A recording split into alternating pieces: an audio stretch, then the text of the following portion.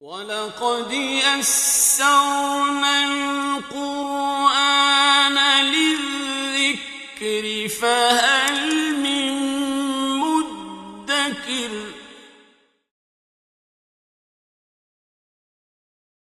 بسم الله الرحمن الرحيم إن الله لا يغفر أن يشرك به ويغفر ما دون ذلك لمن يشاء ومن يشرك بالله فقد ضل ضلالا بعيدا إن يدعون من دونه إلا إناثا وإن يدعون إلا شيطانا مريدا لعنه الله وقال لأتخذن من عبادك نصيبا مفروضا ولأضلنهم ولأمنينهم ولآمرنهم فليبتكن آذان الأنعام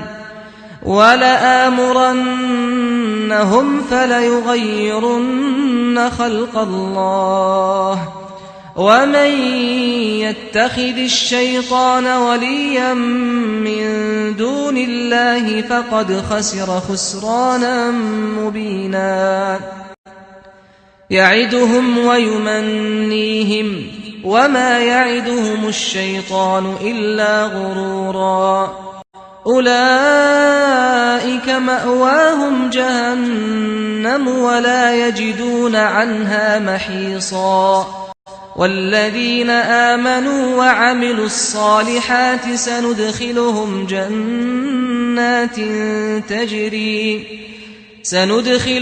جنات تجري من تحتها الأنهار خالدين فيها أبدا وعد الله حقا ومن أصدق من الله قيلا ليس بأمانيكم ولا أماني أهل الكتاب من يعمل سوءا يجز به ولا يجد له من دون الله وليا ولا نصيرا ومن يعمل من الصالحات من ذكر أو أنثى وهو مؤمن فأولئك يدخلون الجنة ولا يظلمون نقيرا ومن أحسن دينا ممن أسلم وجهه لله وهو محسن واتبع ملة إبراهيم حنيفا واتخذ الله إبراهيم خليلا ولله ما في السماوات وما في الأرض وكان الله بكل شيء محيطا यकीनन अल्लाह ताला नहीं माफ़ करता कि उसके साथ शिरक किया जाए और माफ़ कर देता है जो इसके अलावा गुनाह होते हैं जिसे चाहता है और जो अल्लाह के साथ शिरक करे तो वो वाज़े तौर पर गुमराह हो गया, वो दूर की गुमराही में चला गया। वो अल्लाह के सिवा औरतों को ही पुकारते हैं और हकीकत में वो शैतान मरदूद को पुकारते हैं। शिरक जैसे बहुत दफ़ा पहले भी जिक्र आ चुका कि अल्लाह ताला शिरक को कभी माफ़ नहीं करेंगे। कायनात की सबसे बड़ी सच्चाई तौहीद है और कायनात का सबसे बड़ा झूठ शिरक। सबसे बड़ी नेकी भी अल्लाह पर ईमान लाना, अल्लाह की वहदानियत पर ईमान लाना है। तो अल्लाह ताला शिरक को तो कभी भी माफ़ नहीं करेगा। शिरक काबिल माफ़ी गुनाह है ही नहीं। इसके अलावा जो गुनाह हों वो काबिल माफ़ी हो सकते हैं, लेकिन शिरक काबिल माफ़ी गुनाह नहीं है। इम्कान ही नहीं है कि शिरक को माफ़ कर दिया जाए। अब ये है कि हमें देखना पड़ेगा कि शिरक की डिटेल्स क्या है। शिरक की मोटी मोटी 3 किस्में हैं। सबसे पहली किस्म है शिरक फिज़्ज़ात, عیسائی حضرت عیسیٰ کو اللہ کا بیٹا سمجھتے ہیں اور یہودی حضرت عزیر کو اللہ کا بیٹا کہتے تھے. مشرکین مکہ فرشتوں کو اللہ کی بیٹیاں کہتے تھے. مسلمانوں نے بھی کمی نہ کی، انہوں نے رسول اللہ صلی اللہ علیہ وسلم کو اللہ کا بیٹا تو نہ کہا، لیکن ان کی عقیدت میں مبالغہ کرتے ہوئے انہیں اللہ کے نور کا ایک حصہ بنا دیا، نور من نور اللہ بنا دیا. نور من نور اللہ سے کیا مراد ہے؟ اللہ کے نور میں سے نور، یعنی اللہ کی ذات جس نور سے ہے اسی میں سے اللہ کے رسول ہیں. تو یہ شرک فی الذات ہے.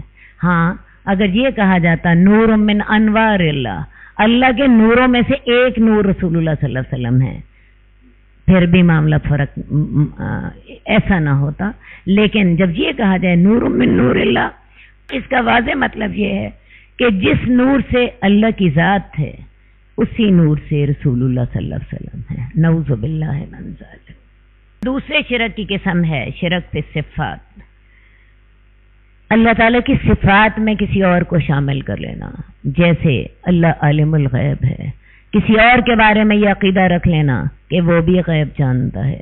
اللہ قادر مطلق ہے، کسی اور کے بارے میں جان لینا کہ اللہ بھی ہمیں صحت دے سکتا ہے، ہمیں نوکری دے سکتا ہے، ہمیں بیماری سے نجات دے سکتا ہے، ہمیں بیٹا دے سکتا ہے، یا کسی اور صفت میں اللہ کے ساتھ کسی اور کو شامل کر لینا. مثلا رسول اللہ صلی اللہ علیہ وسلم کو حاضر ناظر سمجھ لینا. یہ جو عقیدہ ہوتا ہے کہ جی جب میلاد پڑھا جا رہا ہوتا ہے تو رسول اللہ صلی اللہ علیہ وسلم وہاں تشریف فرما ہیں، کیا مطلب ہوتا ہے؟ اللہ کے رسول وہاں موجود ہیں. اب یہ کہنے کو تو یہ الفاظ بڑے سادے سے ہیں، بلکہ ہوتا یہ ہے کہ حاضرین یہ سمجھ رہے ہوتے ہیں کہ اب وہ درود پڑھتے پڑھتے ان کا کہنا ہوتا ہے اب حضور آ گئے. ٹھیک ہے جی، تو حضور آ گئے کے الفاظ کے ساتھ ساتھ لوگ کھڑے ہو جاتے ہیں احتراما، اور ان کا خیال یہ ہوتا ہے یہاں اللہ کے رسول ہمارے ساتھ موجود ہیں. اس عقیدے کے ساتھ دیکھیں جی اللہ کی کس کس صفت میں شرک ہو رہا ہوتا. سب سے پہلے عالم غیب، عالم الغیب ہونے کی صفت میں ہم یہ یقین کر لیتے ہیں کہ اللہ کے رسول صلی اللہ علیہ وسلم عالم الغیب ہیں. آپ کو اپنی قبر میں پتا تھا کہ اس گھر میں میلاد پڑھا جا رہا. نمبر 2، ہم رسول اللہ صلی اللہ علیہ وسلم کو زندہ سمجھ لیتے ہیں. نمبر 3، ہم رسول اللہ صلی اللہ علیہ وسلم کو یہ سمجھ لیتے ہیں کہ آپ ایٹ اے ٹائم آپ اپنی قبر میں بھی موجود ہیں، اور ایٹ اے ٹائم لاہور میں میرے گھر میں بھی موجود ہیں، بلکہ لاہور کے 1000 گھروں میں اگر میلاد منایا جا رہا ہے تو 1000 گھروں میں موجود ہیں، اور ایٹ اے ٹائم انگلینڈ میں بھی اگر 1000 گھروں میں میلاد منایا جا رہا ہے تو وہاں بھی موجود ہیں. اور یہ صفت حاضر ہونے کی، ہر جگہ موجود ہونے کی، صرف اللہ کے ساتھ ہے. یہ ایک انسان کی صفت نہیں ہو سکتی. تو یہ میں آپ کو بتا رہی ہوں کہ کتنی آسانی کے ساتھ ہم ایک بات کر کے اللہ کی کئی صفات میں شرک کر رہے ہوتے ہیں. اسی طرح جب یہ پیروں فقیروں کے مزاروں پر دیگیں دی جاتی ہیں اور منتیں مانی جاتی ہیں اور داغے باندھے جاتے ہیں تو ہم اللہ تعالیٰ کی جو قادر ہونے کی صفت ہے اس میں انہیں شریک ٹھہرا رہے ہوتے ہیں. یہ اس بات پہ قادر ہیں کہ ہمیں نوکری مل جائے، ہماری بیٹی کا رشتہ ہو جائے، ہمیں بیٹا مل جائے یا کوئی اور بات، تو وہاں پہ ہم ان کو اللہ تعالیٰ کی جو قادر ہونے کی صفت ہے اس میں شریک کر رہے ہوتے ہیں. یہ میں آپ کو مثال کے طور پہ 2 جملے میں نے بتا دیے ہیں، باقی یا اور اس طرح کی مثالیں آپ کو سوچنے پر بہت مل جائیں گی. تیسری جو شرک کی مثال ہے وہ ہے، شرک کی قسم ہے وہ ہے شرک فی العبادات. پہلی قسم تھی شرک فی الذات، دوسری تھی شرک فی الصفات، اور تیسری تھی شرک فی العبادت. شرک فی العبادت سے مراد یہ ہے کہ اللہ کی عبادت میں کسی کو شریک کر لیا جائے. مثال کے طور پہ جسمانی عبادت، سجدہ کرنا یا تسبیح کرنا، یہ کس کے لیے لائق ہیں؟ صرف اللہ کے لیے. ان عبادتوں میں اللہ کے سوا کسی اور کو شامل کر لینا یا اللہ کے علاوہ کسی اور سے دعا کر لینا، کیونکہ آپ کو پتہ ہے دعا عبادت کا مغز ہے. اس کے علاوہ غیر اللہ کے نام پہ جانور ذبح کر دینا، غیر اللہ کے نام پہ دیگیں چڑھا دینا، غیر اللہ کے جو ہیں مزار ان پہ چادریں چڑھانا، یہ ساری کی ساری شرک فی العبادت کی قسمیں ہیں۔ تو یہ شرک کی موٹی موٹی قسمیں ہیں۔ مشرکین مکہ اپنے جانوروں کو دیوتاؤں کے نام چھوڑ دیتے، تو یہ ان کی شرک فی العبادت تھی، کیونکہ رازق اللہ ہے، لہذا اللہ ہی حق رکھتے ہیں کہ اس کے نام پر مالی عبادت، نظر و نیاز دی جائے۔ اس شرک کی بھی ہمارے معاشرے میں بہت سی مثالیں مل جاتی ہیں۔ کبھی امام حسین کے نام کی سبیل ہوتی، کبھی 11ویں والے پیر کے نام کی جو 11ویں دی جا رہی ہوتی ہے، کبھی بی بی فاطمہ کے نام کے معجزے، امام جعفر کے نام کے کنڈے، نظر اللہ اور نظر حسین تو میرا حال ہے ہر بندہ ہی سنتا رہتا ہے۔ اسی طرح حضرت علی یا علی مدد، اللہ نبی وارث، ایسی باتیں عام ہمارے معاشرے میں ہوتی ہیں۔ اس دعوے کے باوجود لا الہ الا اللہ، تو شرک کو سمجھنا بہت لازم ہے۔ دوبارہ میں آپ کو موٹی موٹی بات بتاتی ہوں، ویسے یہاں پہ اتنا وقت ہمارے پاس نہیں ہوتا کہ ہم آپ کو شرک کے بارے میں تفصیلی بتا سکیں۔ اگر اس بارے میں آپ نے تفصیلی سمجھنا ہے تو اسلامک انسٹیٹیوٹ آئیے، وہاں پہ ہم عقیدہ کورس کراتے ہیں، جس میں ہم بڑی تفصیل کے ساتھ شرک کی باریکیوں تک کو بھی بیان کرتے ہیں۔ وہ شرک جو عقیدے میں ہوتا ہے، وہ شرک جو اعمال میں آتا ہے، وہ شرک جو الفاظ میں ہوتا ہے، تمام بڑی تفصیل کے ساتھ ہم پڑھاتے ہیں۔ یہاں پہ میں دوبارہ دہرا دیتی ہوں کہ شرک کی 3 موٹی موٹی قسمیں ہیں: شرک فی الذات، شرک فی صفات اور شرک فی العبادت۔ اللہ تعالی ہمیں ان سب سے بچنے کی توفیق عطا فرمائے۔ وہ اللہ کے سوا عورتوں کو پکارتے ہیں اور حقیقت میں تو وہ شیطان سرکش کو پکار رہے ہوتے ہیں۔ مشرکین مکہ نے فرشتوں کو اللہ کی بیٹیاں بنا رکھا تھا، اسی لیے انہوں نے اپنے بتوں کے نام دیویاں بھی بنا رکھی تھیں اور ان کے نام بھی عورتوں جیسے رکھے تھے۔ ہندوؤں میں بھی دیکھ لیجئے، کوئی گلاب دیوی ہے، کوئی جان کی دیوی ہے، وہاں بھی بہت سی دیویاں ہیں۔ تو یہ لوگ حقیقت میں عورتوں کو پکار رہے ہوتے ہیں اور یہ اصل میں شیطان مردود کو پکار رہے ہوتے ہیں۔ اللہ تعالیٰ نے اس شیطان پر لعنت کی۔ شیطان نے کہا کہ اللہ تعالیٰ میں تیرے بندوں میں سے ایک مقررہ حصہ لے کر رہوں گا۔ یہ شیطان نے کب کہا تھا؟ جب اللہ تعالیٰ نے سجدے کا حکم دیا تھا، شیطان نے انکار کر دیا، تو پھر اللہ تعالیٰ نے اسے اپنے دربار سے مردود قرار دیا۔ تو شیطان کہنے لگا اللہ تو نے اس انسان کی خاطر مجھے مردود قرار دیا ہے، میں سب انسان سے بدلہ لوں گا، میں ان کو بہکاؤں گا۔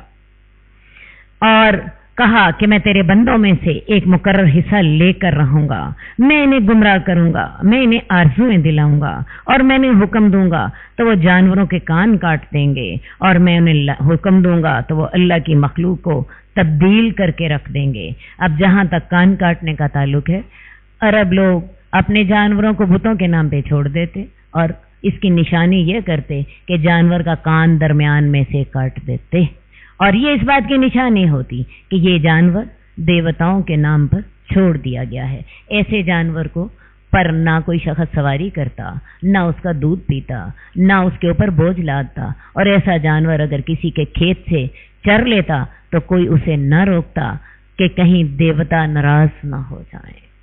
اور میں بڑے دکھ سے یہ بات آپ کو کہنا چاہوں گی کہ آج بھی گاؤں میں آپ چلے جائیں تو بہت سے جانوروں کے کان کٹے ہوتے ہیں۔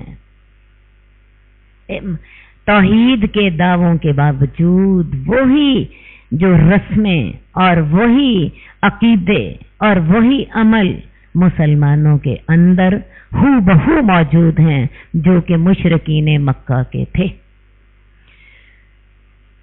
اور میں انہیں حکم دوں گا تو وہ اللہ کی مخلوق کو تبدیل کر کے رکھ دیں گے۔ اس کے بہت سے مفہوم ہو سکتے ہیں، مثلا مرد عورتوں کا اور عورتیں مردوں جیسا حلیہ بنا لیں، یا عورتوں کو کھیلوں اور معیشت کے میدان میں لا کھڑا کر دیا جائے، حالانکہ اللہ تعالیٰ نے عورتوں کی ذمہ داری ان کے گھروں میں لگائی تھی، انہیں معیشت اور کھیلوں کے میدان میں مقابلہ کرنے والا نہ بنایا تھا۔ یہ سب چیزیں فطرت کے خلاف جنگ ہیں جن میں بالآخر انسان ہی ناکام ہوتا ہے۔ میں انہیں ضرور گمراہ کروں گا، میں انہیں ضرور آرزویں دلاؤں گا، میں انہیں حکم دوں گا وہ جانوروں کے کان کاٹ دیں گے، اور میں انہیں حکم دوں گا تو اللہ کی مخلوق کو تبدیل کر کے رکھ دیں گے، اور جو شیطان کو دوست بنا لے اللہ کو چھوڑ کر تو وہ واضح خسارے میں چلا گیا۔ وہ شیطان انہیں وعدے دیتا ہے، انہیں آرزویں دلاتا ہے، اور شیطان انہیں دھوکے اور جھوٹے وعدوں کے علاوہ اور کوئی وعدے نہیں دلاتا۔ ایسے لوگوں کا ٹھکانہ جہنم ہے اور وہ جہنم سے بچ نہ سکیں گے۔ لیکن وہ لوگ جو ایمان لائیں، نیک عمل کریں، ان قریب ہم انہیں جنت میں داخل کریں گے، وہ جس کے نیچے سے نہریں بہتی ہیں، وہ اس میں ہمیشہ ہمیشہ رہیں گے۔ یہ اللہ کا وعدہ ہے اور سچا وعدہ ہے، اور اللہ کے وعدے سے زیادہ سچا اور کون ہو سکتا ہے؟ تمہاری آرزوؤں پر اور نہ ہی اہل کتاب کی آرزوؤں پر کوئی فیصلہ ہوگا۔ حقیقت یہ ہے جو بھی برے عمل کرے گا اس کو اس کا بدلہ دیا جائے گا، اور وہ اللہ کے سوا کسی کوئی دوست اور مدد نہ پائے گا۔ شیطان جن راستوں سے انسان کو گمراہ کرتا ہے ان میں سب سے اہم سستی نجات کا عقیدہ ہے۔ عیسائیوں کو چکر دیا کہ حضرت عیسیٰ تمہارے گناہوں کے کفارے کے طور پر سولی چڑھ گئے ہیں، لہٰذا اب تمہیں عمل کی ضرورت نہیں۔ اہل کتاب کو یہ چکر دیا، یعنی یہود کو، کہ تم اللہ کے بیٹے اور اس کے پیارے ہو، نبیوں کی اولاد ہو، تم جہنم میں نہیں جاؤ گے، اور اگر جاؤ گے بھی تو صرف چند دن کے لیے۔ اور ایسے گمراہ کن عقائد ایجاد کرنے میں مسلمان بھی کسی سے پیچھے نہیں رہے، جنہوں نے پیروں کی سفارش کے عقیدے ایجاد کر لیے اور دنیا میں ہی بہشتی دروازے بنا ڈالے۔ جو اس دروازے سے عرس کے ایام میں گزر گیا وہ جنتی ہوگا۔ حالانکہ بیت اللہ کا بھی دروازہ بھی موجود ہے، اور لیکن بیت اللہ کے دروازے کے بارے میں کہیں بھی یہ نہیں آتا جو بیت اللہ کے دروازے سے نیچے گزر گیا وہ جنتی ہے۔ یہ شرف مسلمانوں نے صرف پاک پٹن میں بہشتی دروازے ہی کو دیا کہ جو شخص عرس کے دنوں میں یہاں سے گزر جائے وہ سیدھا جنت میں جائے گا۔ مجھے بتائیے جو لوگ اللہ پہ اتنے بڑے جھوٹ باندھیں ان کی نجات کیسے ہوگی؟ شیطان نے کیسے پٹیاں پڑھا دیں، شیطان نے کیسے مت مار دی، کیسے اندھا کر دیا انسان کو۔ اگر نجات بہشتی دروازے کے نیچے سے گزرنے سے پہ ہی ہوتی تھی تو کیا ضرورت تھی اللہ کو اپنے نبی اور نبی کے صحابہ کو مشکلات میں ڈالنے کا؟ کیوں نبیوں نے مشکلات اٹھائیں؟ حضرت زکریا کو آرے سے چیرا گیا۔ رسول اللہ صلی اللہ علیہ وسلم کو جو مشکلات آئی ہیں ان کے بارے میں پڑھ کر انسان کا دل دہل جاتا ہے۔ میں آپ کے صحابہ کی ایک مشکل آپ کو بتانے لگی ہوں۔ حضرت خباب بن ارت وہ صحابی ہیں کہ اللہ کے رسول صلی اللہ علیہ وسلم بیت اللہ کے سائے میں لیٹے ہوئے تھے۔ یہ اللہ کے رسول کے پاس آئے، کہنے لگے یا رسول اللہ آپ اللہ سے ہمارے لیے دعا کیوں نہیں کرتے؟ اللہ ہماری مدد کرتے۔ اللہ کے رسول غضبناک ہو گئے اور کہنے لگے تم سے پہلے جو انبیاء تھے تم سے پہلے جو لوگ تھے ان پر بہت سی مصیبتیں آئیں، انہیں آروں سے چیرا گیا، تو تم ابھی سے گھبرا گئے ہو۔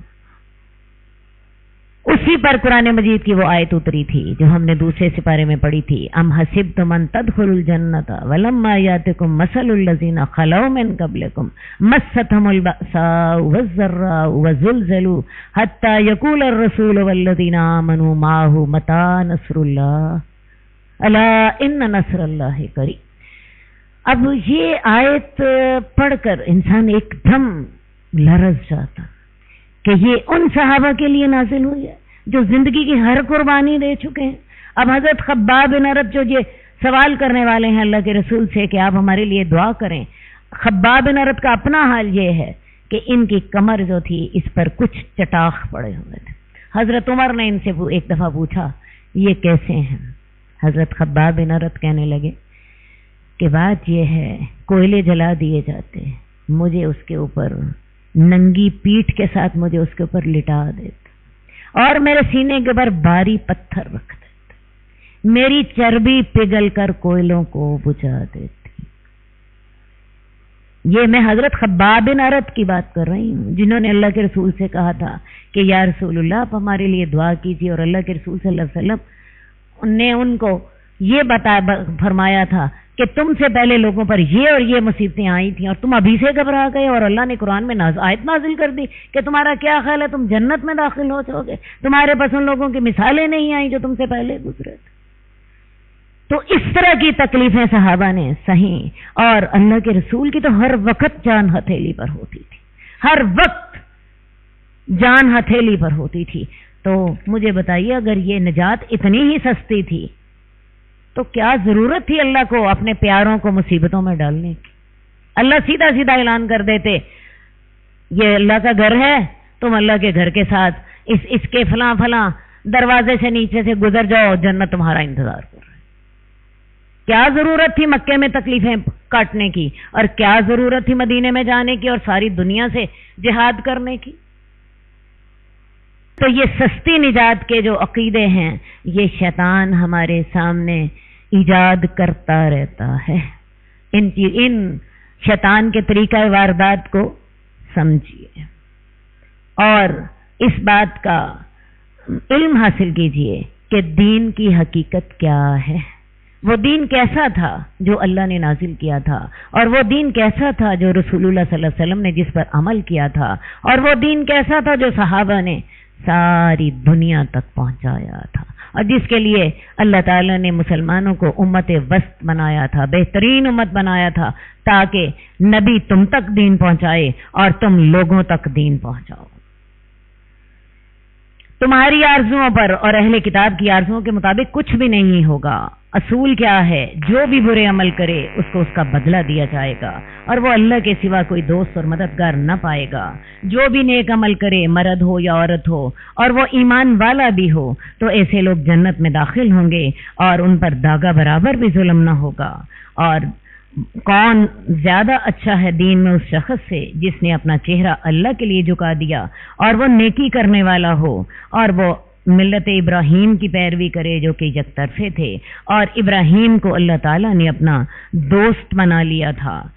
یہ بہت بڑا اعزاز ہے جو حضرت ابراہیم کو ملا۔ اللہ تعالیٰ نے حضرت ابراہیم کو انسانیت کا امام بنایا۔ یہودی، عیسائی، مسلمان سب انہیں اپنا امام تسلیم کرتے ہیں۔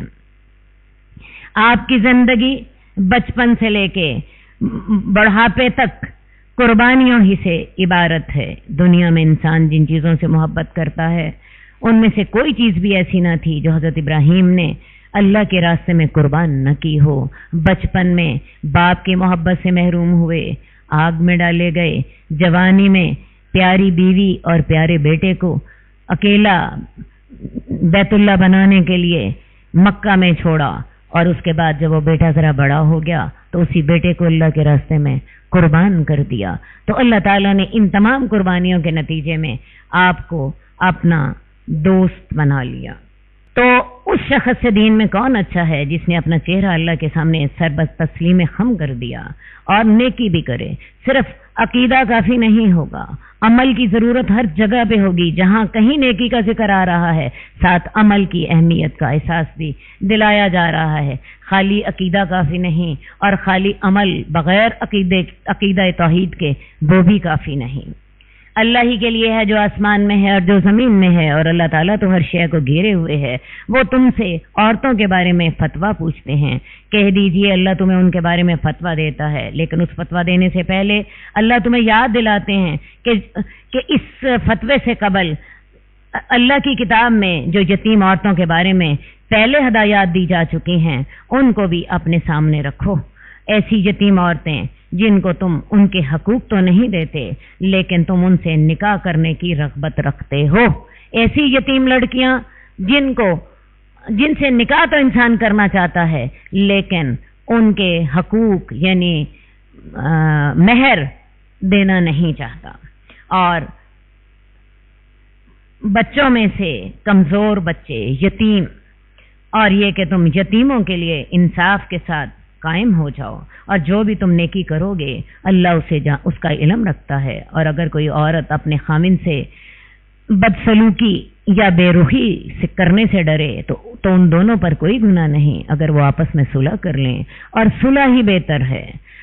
اب ایک عورت ہے جس کا خیال یہ ہے کہ اس کی خاوند اس کی پرواہ نہیں کرتا، اسے ڈر ہے اس کا خاوند اسے طلاق دے دے گا یا دوسری شادی کر لے گا، ایسی صورت میں اگر کوئی عورت اپنے خاوند کے ساتھ کچھ ایڈجسٹمنٹ کر لے، کچھ صلح کی صورت کر لے، کچھ اپنے حقوق چھوڑ دے اور اپنی ایک ایڈجسٹمنٹ بنا لے اس کے ساتھ تاکہ اس کا یہ رشتہ باقی رہے، تو اس صورت میں نہ مرد پر کوئی گناہ ہے نہ عورت پر کوئی گناہ ہے۔ مثال کے طور پہ عورت کو یہ پیشکش کر دیتی ہے کہ اب وہ عورت خود مالدار ہے، وہ اس کو یہ پیشکش کر دیتی ہے کہ چلو تم میرا خرچہ جتنا تم نے اٹھانا ہے اس میں سے مجھے آدھا خرچہ دے دیا کرو، یا وہ عورت اسے یہ پیشکش کر دیتی ہے کہ تم نے میرے پاس جو ایک دن ادھر آنا تھا، ایک دن میرے پاس آنا تھا، تم اپنی اس بیوی کے پاس 2 دن رہ لیا کرو، میرے پاس 1 دن رہ لیا کرو۔ کوئی بھی اگر وہ ایڈجسٹمنٹ آپس میں کر لیں تو یہ صورت علیحدگی سے زیادہ بہتر ہے۔ اور اگر کوئی عورت اپنے خاوند سے بدسلوکی کا یا بے رخی کا خوف رکھتی ہو تو ان دونوں پر کوئی گناہ نہیں اگر وہ دونوں آپس میں صلح کر لیں، اور صلح ہی بہتر ہوتی ہے۔ اور لالچ تو ہر نفس کو لگا ہوا ہے، عورت چاہے گی کہ مجھے زیادہ فائدہ ہو جائے اور مرد چاہے گا کہ مجھے زیادہ فائدہ ہو جائے اس ڈیل میں، لیکن اللہ تعالیٰ کیا کہتے ہیں، اگر تم نیکی کرو اور تقوی رکھو تو اللہ تعالیٰ تمہارے عملوں کے ساتھ خبردار ہے، اور تم ہرگز طاقت نہیں رکھتے کہ تم عورتوں کے درمیان انصاف کر سکو، اگرچہ تمہیں لالچ ہی کیوں نہ ہو، تو پوری طرح ایک بیوی کی طرف جھک نہ جاؤ کہ تم دوسری کو لٹکی ہوئی چھوڑ دو۔ اب یہ ہے کہ ایک سے زیادہ بیوی کی صورت میں مرد کو انصاف کرنا ہے، ان کے خرچے میں بھی اور ان کے ساتھ رہنے میں، رہن سہن میں بھی، یہ اس پہ لازم ہے۔ لیکن مرد اگر چاہے بھی تو وہ 2 بیویوں کے درمیان پورا انصاف نہیں کر سکتا۔ مرد ایسے معاملوں میں تو انصاف کر لے گا جو کہ گنے جا سکتے ہیں، جو نوٹیبل ہیں، مثال کے طور پہ خرچے کا معاملہ ہے، وقت گزارنے کا معاملہ ہے، لیکن جہاں تک دل لگنے کا معاملہ ہے تو اس کا تعلق صرف ایک مرد کے ساتھ نہیں ہے، اس کا تعلق بیوی کے ساتھ بھی ہے۔ ایک بیوی خوبصورت ہے، دوسری بدصورت ہے، ایک اولاد والی ہے، ایک بغیر اولاد کے ہے، ایک تندرست ہے، ایک خوبصورت ہے، ایک کے ساتھ مزاج ملتا ہے، ایک کے ساتھ نہیں ملتا، ایک کو چیز لا کے دیتا ہے تو وہ کھل اٹھتی ہے، دوسری کو لا کے دیتا ہے تو وہ کہتا ہے یہ سڑی بسی میرے لیے ہی رکھی تھی۔ تو لہٰذا اللہ تعالیٰ نے ان چیزوں میں تو عدل لازمی قرار دیا جو کہ مادی ہیں، لیکن جہاں تک دل کے معاملے ہیں وہاں پر ایک مرد چاہتے ہوئے بھی برابری نہیں کر سکتا، کیونکہ اس کا تعلق دوسری عورت کے ساتھ بھی ہے، تو اس میں بھی مرد کو چاہیے تو یہی کہ وہ نیکی کرے، اللہ سے ڈرتا رہے، لیکن اگر وہ چاہے بھی تو یہ وہ برابری نہیں کر سکتا۔ تو لہٰذا اللہ تعالیٰ نے کہا کہ پھر ایسا کرو کہ دل کے معاملوں میں اتنی احتیاط ضرور کرو کہ ایک بیوی کو اس طرح نہ چھوڑ دو کہ وہ سمجھے کہ میں درمیان میں لٹکی ہوئی ہوں، نہ میں شوہر والی ہوں نہ میں بغیر شوہر کے ہوں، میرا کوئی والی وارث ہی نہیں ہے۔ اس حد تک اگر حالات پہنچ جائیں تو پھر علیحدگی ہی زیادہ بہتر ہے۔ اور تم طاقت نہیں رکھتے کہ تم عورتوں کے درمیان انصاف کر سکو، اور اگرچہ تم لالچ ہی کیوں نہ کرو تو ایک بیوی کی طرف اتنے مائل نہ ہو جاؤ کہ تم باقیوں کو لٹکا ہوا چھوڑ دو، لیکن اگر تم اصلاح کرتے رہو، اللہ سے تقوی رکھتے رہو تو اللہ تعالیٰ بخشنے والا اور مہربان ہے۔ یہی صورت اللہ کے رسول صلی اللہ علیہ وسلم کے ساتھ بھی تھی۔ اللہ کے رسول صلی اللہ علیہ وسلم اپنی بیویوں کے ساتھ پورا عدل کرتے تھے، لیکن جہاں تک دلی معاملہ تھا حضرت عائشہ سے آپ کو محبت زیادہ تھی۔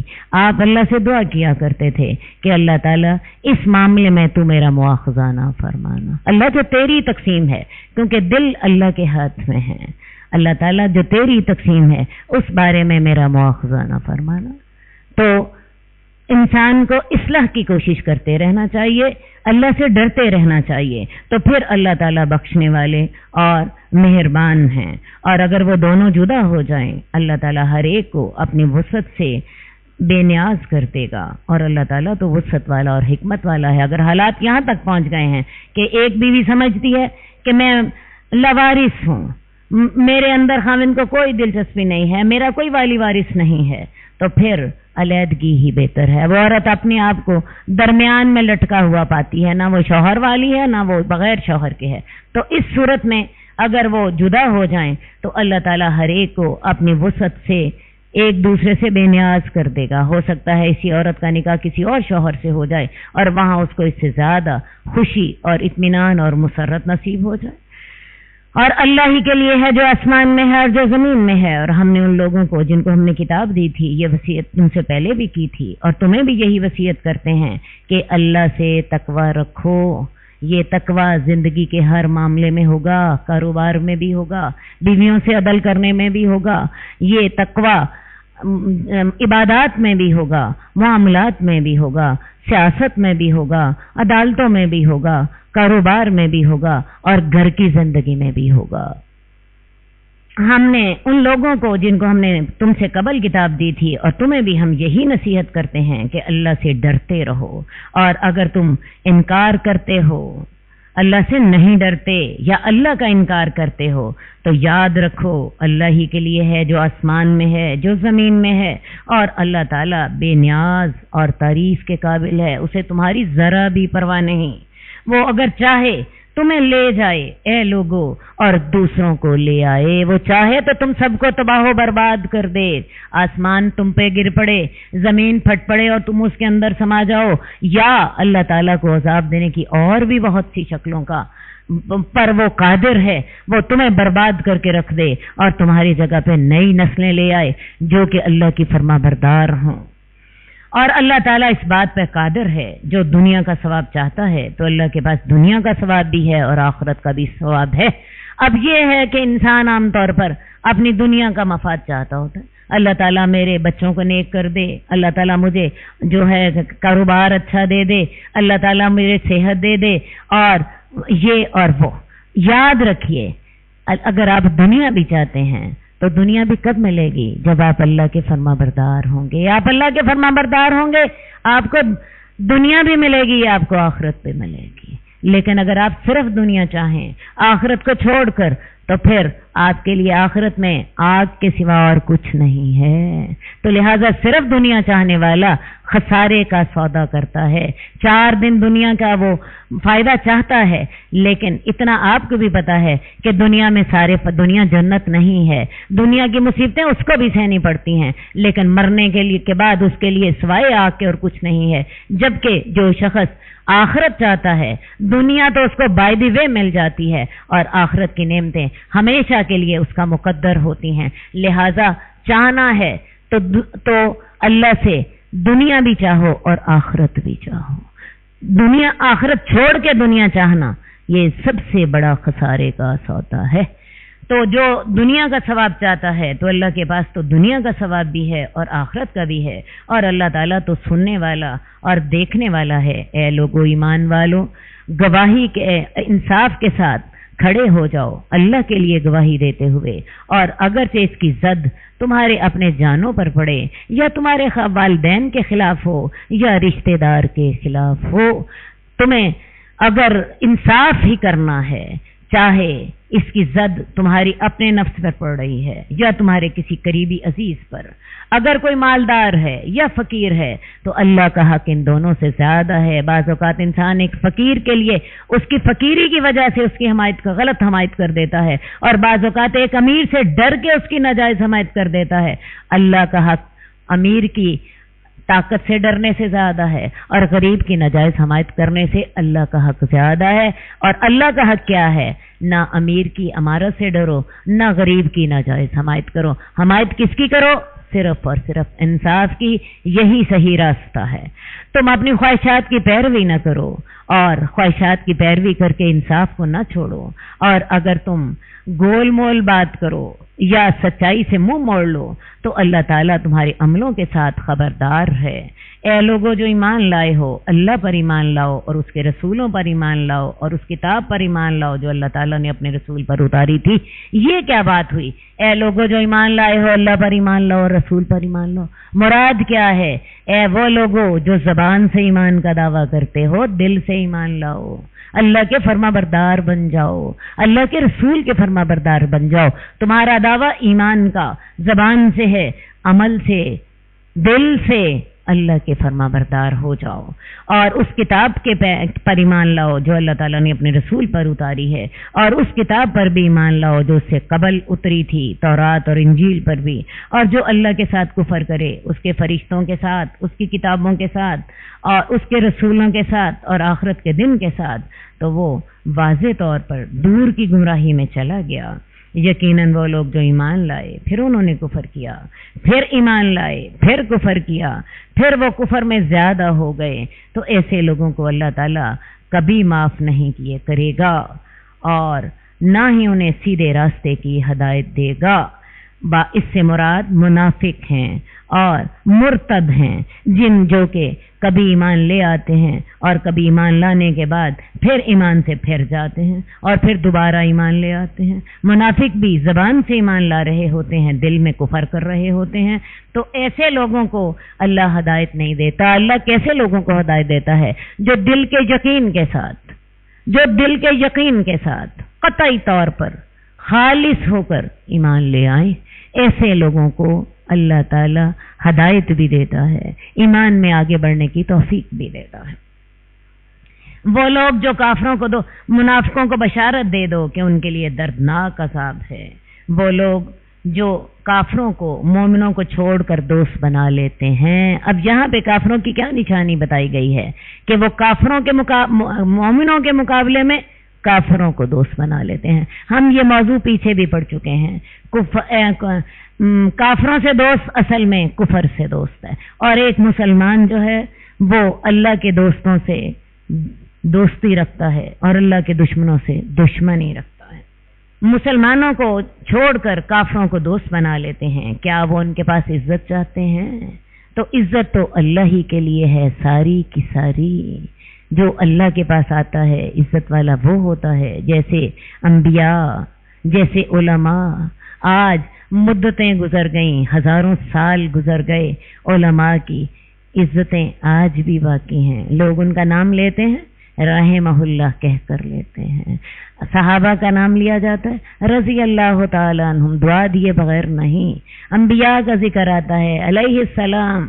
یہ عزتیں ہوتی ہیں. یہ دنیا کی جھوٹی عزتوں نے ہمیں اندھا کر کے رکھ دیا، جو کہ انسان مر جاتا ہے اور اس کے بعد کوئی اسے یاد کرنے والا نہیں ہوتا، کوئی اس کے لیے دعا دینے والا نہیں ہوتا. آج کا دور، حالانکہ آج ہم دین سے کتنے دور چلے گئے ہیں. میں آج بھی آپ کو بتاؤں، عزت ساری کی ساری اللہ والوں کے لیے ہے. آج بھی میں آپ کو آپ ہی کے معاشرے سے مثال دیتی ہوں.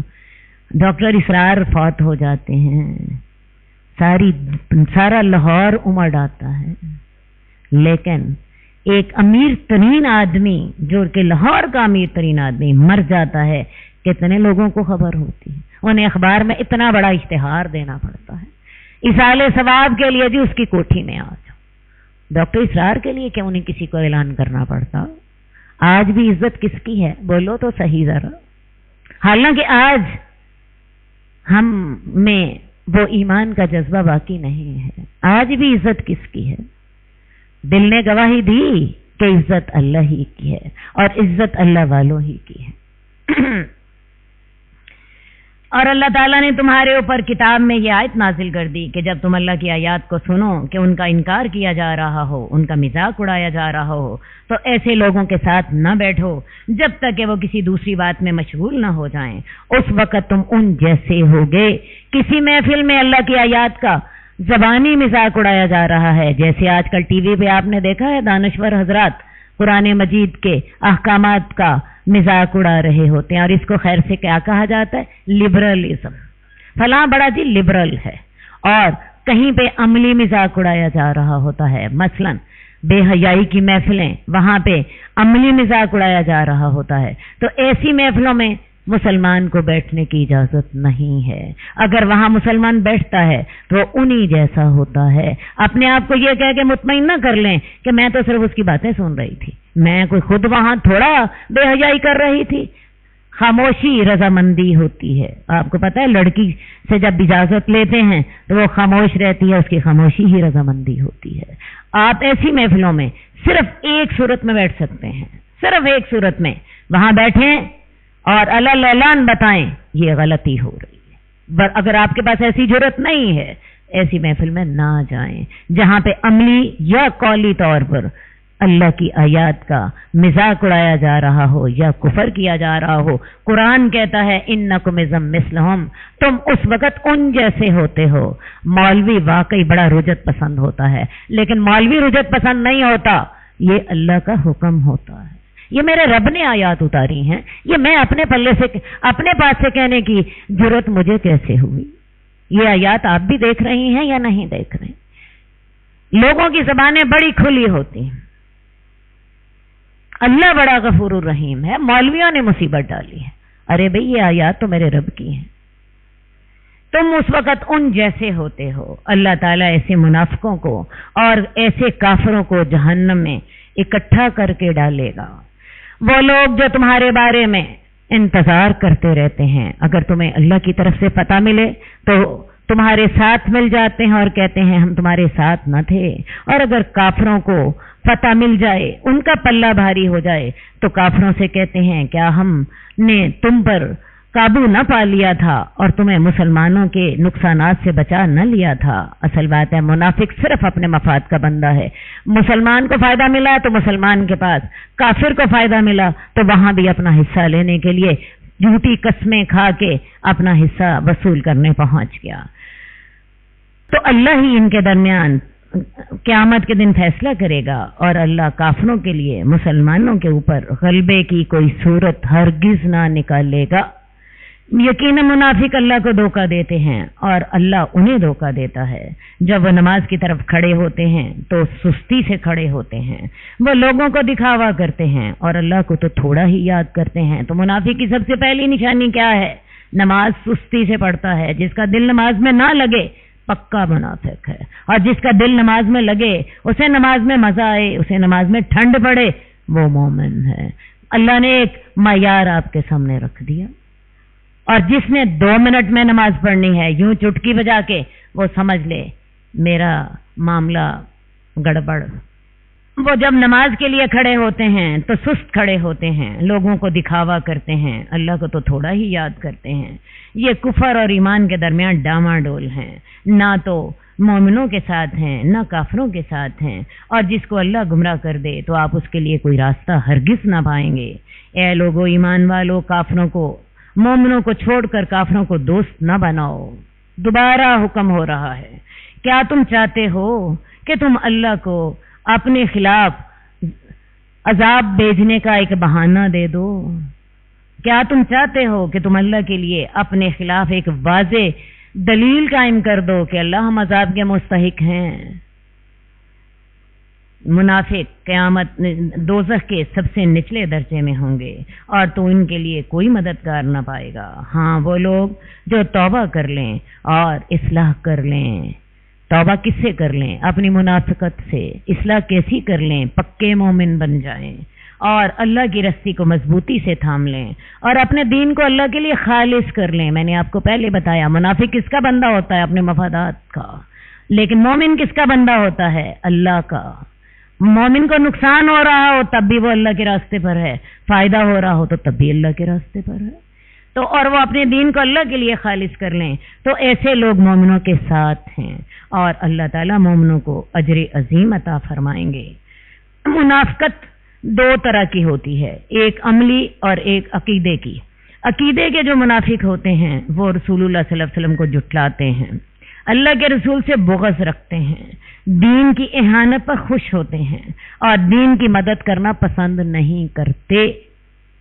دیکھ لیجئے کہ کہیں یہ نشانیاں ہمارے اندر تو نہیں. یہ عقیدے کے منافق کی نشانیاں ہیں. عقیدے کے منافق رسول اللہ صلی اللہ علیہ وسلم کو جھٹلاتے ہیں.